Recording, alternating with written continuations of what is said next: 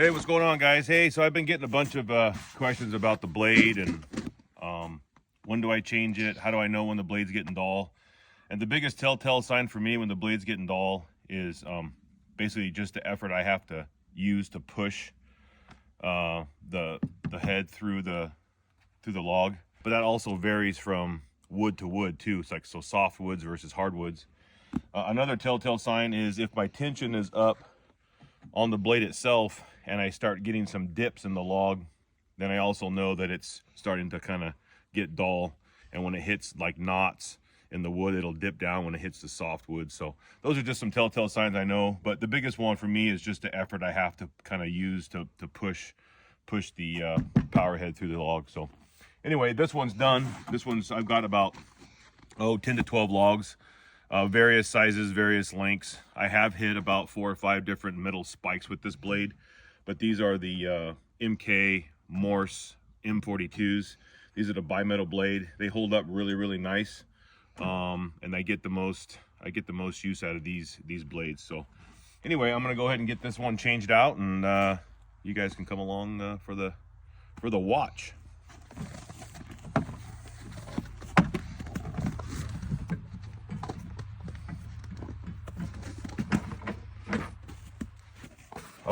Always clean out all the sawdust and everything that gets built up in there. Obviously, these are the bogey wheels. I always clean the top of the belt on the bogey wheels of any debris or sawdust or whatever gets built up on there. Then I always clean off all the bearings and then give them a shot of grease as well.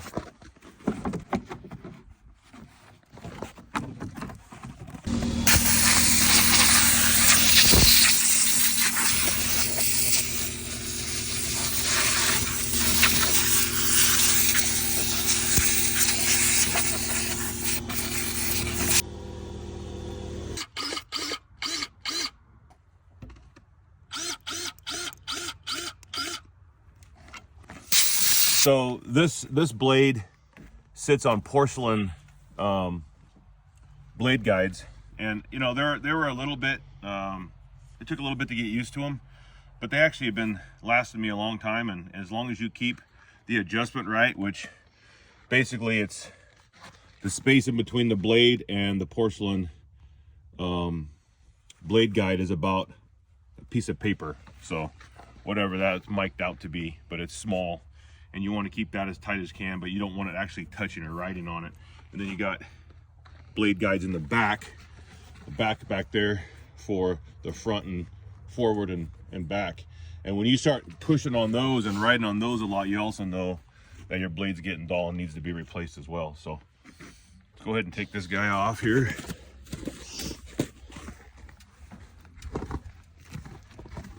This here is basically the blade tensioner.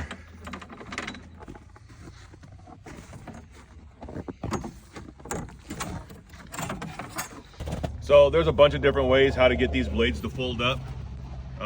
You can push them on something, but basically you can push them down on a piece of wood, but you're basically folding your hands over each other. Thumbs out, obviously gloves on, because even though this blade's dull for cutting wood, it's still really sharp.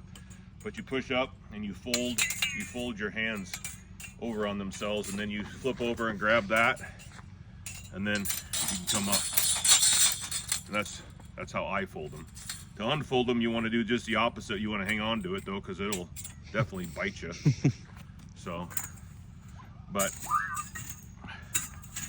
or what I like to do too is you can just flip it down and then cross your hands over. So flip down and cross over. So flip down and cross over. These are the new blades. This is a brand new blade. This is M42. These are Morse blades, 1.25 inch, 34 millimeter, and this has a 10-degree pitch. So anyway, but when you're undoing these, you definitely want to have gloves on, because these things will bite you. But you kind of want to get it out in a way where you can hold it and then grab the teeth, so then they kind of flip away from you. That's how I've always been effective. So now we just go ahead and put it on.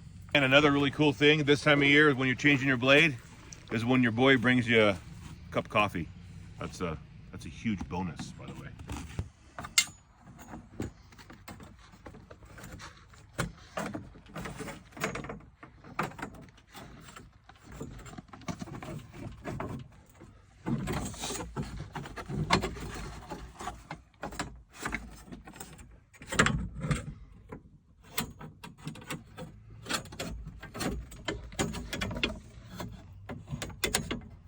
I basically check for my spacing and how it goes around the bogey wheel.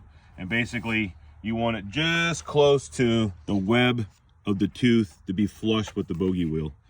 So that's kind of the judgment as far as placement that goes. And then as far as tensioning goes, this over here has a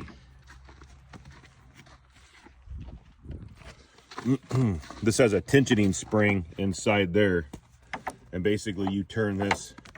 So like I know some of the other mills, they have actual gauges, which is cool, but this happens to work just fine. So basically it's 4 to 5 full turns as far as the tension goes, and that's a good indication on how tight you need it. So I still usually start off with about 4 turns, mill for a little bit, I'll do a half a turn, and then at the end of the blade's life I'll do full tension because it'll kind of starts to stretch over the course of you using it.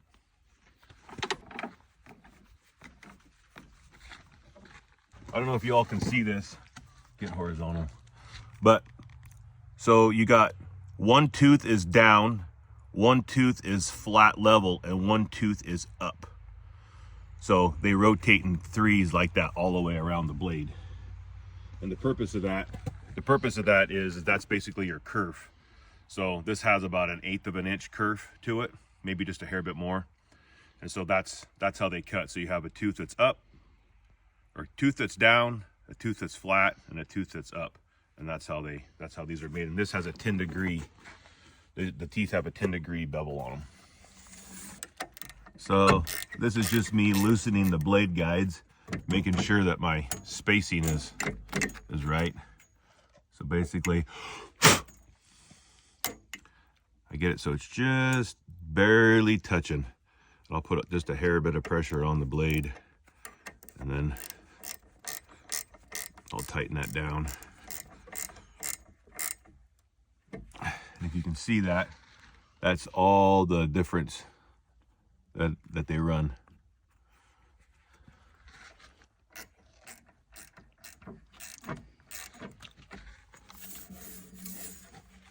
So after I get everything nice and tight and it's within spec, and I always make sure that everything on the blade wise is all nice and level.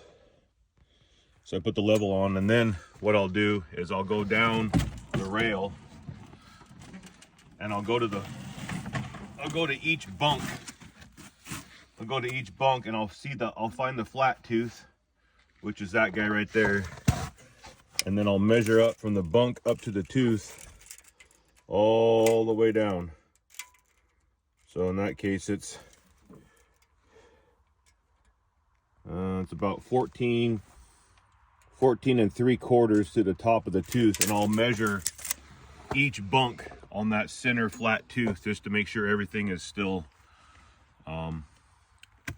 nice and level throughout the whole rail system. So that's the last thing I'll check, but usually everything's been checking out. This time of year, I do get a little fluctuation because the ground freezes, and so you get that expansion of the earth, and so sometimes things can get out of whack.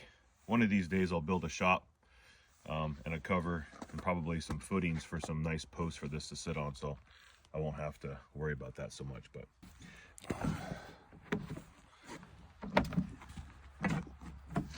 well, that's really all there is to it. It takes probably on average 5 to 10 minutes to change out a blade, so it's not too bad. As long as everything's been running okay and you're not too far out of adjustment, it doesn't really take that long. It's relatively quick. That's it. We're ready to mill now, and I already got a log on the forklift ready to go. Hope you guys enjoyed. We'll catch you on the next one.